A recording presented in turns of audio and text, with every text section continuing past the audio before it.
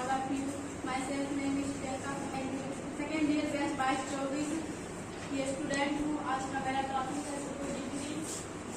तो हम आप लोगों को सुपोजिटरी के बारे में बताएंगे कि सुपोजिटरी क्या होता है।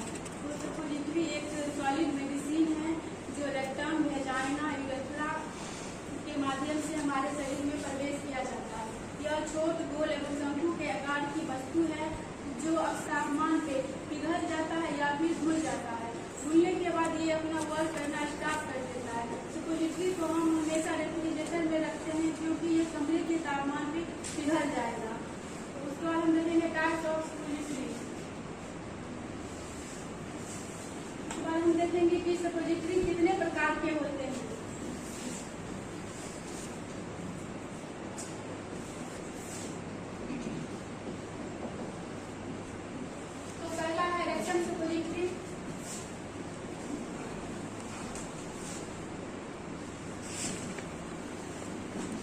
वेजाइना सुपोजिटरी,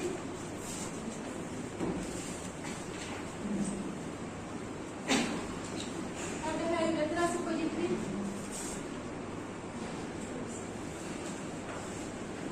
और है नेजल सुपोजिटरी,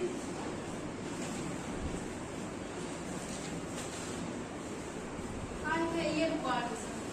तो अब हम देखेंगे कि किन किन पेशेंट को सुपोजिटरी दिया जाता है और किन किन स्थितियों में दिया जाता है।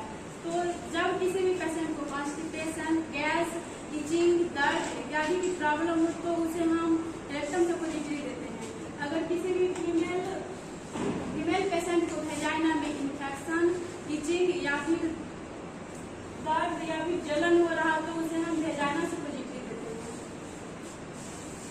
उसके बाद हम देखेंगे कि सुपोजिटरी देने के लिए हमें किन किन आर्टिकल्स की जरूरत है। साइड का ट्रे लिया है जो हमें और पेशेंट दोनों को क्रॉस इन्फेक्शन से बचाता है। कटोरी लिया है, इसमें हमने ग्लव्स लिया है जो हमें और पेशेंट दोनों को क्रॉस इन्फेक्शन से बचाता है। उसके बाद हमने ट्रे या फिर पेपर बैग लिया है जिसमें हम वेस्ट मटेरियल को कलेक्ट करते हैं। उसके बाद हमने एक बॉल लिया है जिसमें बॉल पीस लिया है, इसकी मदद से हम रेक्टम या फिर वेजाइना एरिया को क्लीन करते हैं। उसके बाद हमने लिग्नोकेल जेल लिया है जिसे हम सुपोजिटरी में लगा के रेक्टम या वेजाइना एरिया में इंसर्ट करेंगे ताकि पेशेंट को दर्द, ब्लीडिंग या किसी भी प्रकार की जख्म ना हो। उसके बाद हमने सुपोजिटरी लिया है। उसके बाद हमने स्टैच वाटर लिया है जो गॉज पीस में लगा के हम रेक्टम या वेजाइना एरिया को क्लीन करेंगे। उसके बाद हमने वेट पेंस लिया है। अगर पेशेंट को सुपोजिटरी देने के बाद वॉशरूम की जरूरत हो, अगर नहीं जा रहे हैं तो उसे हम बेड पे ही वेट पेंस करवाएंगे। उसके बाद हमने ये टॉर्च लिया है जिससे हम के बेड को गीला होने से बचाया जा सकता है। इसको तैयार कर लिया है। उसके बाद हम पेशेंट के ऊपर प्रोसीजर करेंगे। तो सबसे पहले हम राइट पेशेंट को आइडेंटिफाई करेंगे। तो ये हमारा राइट पेशेंट है, ये हमने राइट पेशेंट का आइडेंटिफाई कर लिया है। उसके बाद हम पेशेंट को प्रोसीजर के बारे में एक्सप्लेन करेंगे कि हम आपको सुपोजिटरी देने जा रहे हैं, आप हमें कोऑपरेट करें। उसके बाद हम पेशेंट को प्राइवेसी देंगे।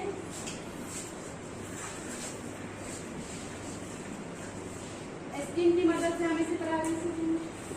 इनको प्राइवेसी दे दिया है। उसके बाद हम इसे लेफ्ट लेटरल पोजीशन देंगे, पोजीशन देंगे। उसके बाद हम नाइट ब्रश देंगे ताकि मेरा बेडशीट गीला ना हो। वॉश करेंगे, ग्लव्स पहनेंगे, सुपोजिटरी के पैकेट से ओपन करेंगे।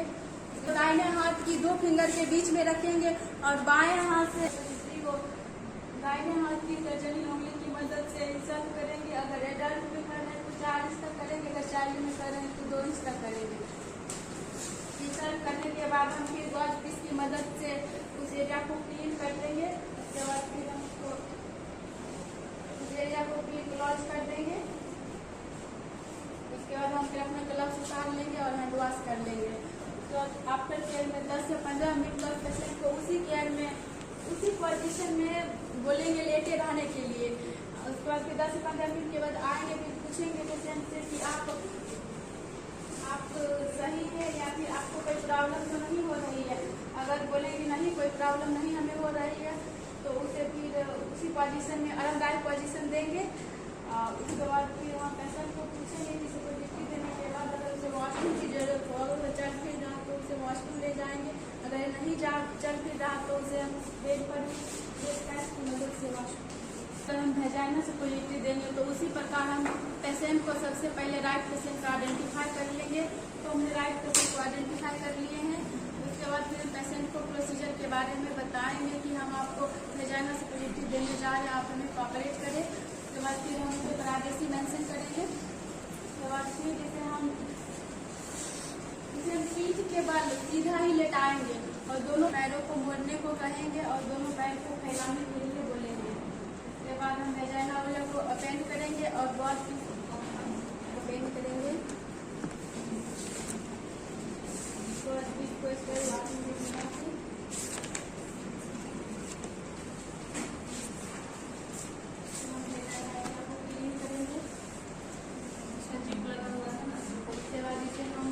बहुत पीस की मदद से हाथ को क्लीन करेंगे।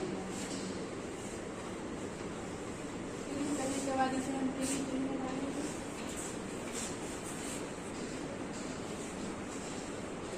उसके बाद फिर हम सुपोजिटरी को पैकेट से ओपन करेंगे।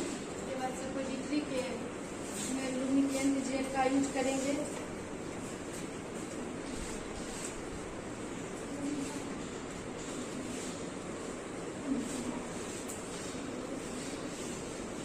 जेल हम यूज करेंगे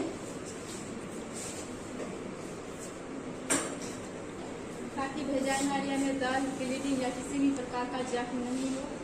उसके बाद दोनों हाथ से दाहिने हाथ की दो फिंगर के बीच में हम सुपोजिटरी को पकड़ेंगे और बाएं हाथ से फिर हम इस एरिया को फैलाएंगे।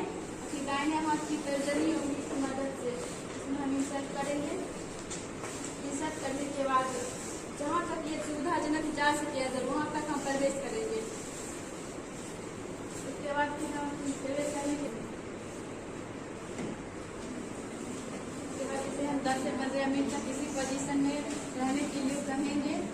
उसके बाद हम ग्लव्स को उतार लेंगे। आफ्टर केयर में 10 से 15 मिनट के बाद फिर हम आएंगे, पेशेंट से मिलेंगे और पेशेंट से पूछेंगे इन्हें किसी भी प्रकार की समस्याएं तो नहीं है। अगर इसे किसी भी प्रकार की समस्याएं नहीं हो तो इसे हम 10 से 15 मिनट तक इसी पोजीशन में उसे रहने को कहेंगे। उसके बाद फिर हम आफ्टर केयर में फिर इसका हम 10 से 15 मिनट तक आएंगे और पूछेंगे कि अगर इसे किसी भी प्रकार की समस्या नहीं हो तो यह ठीक है।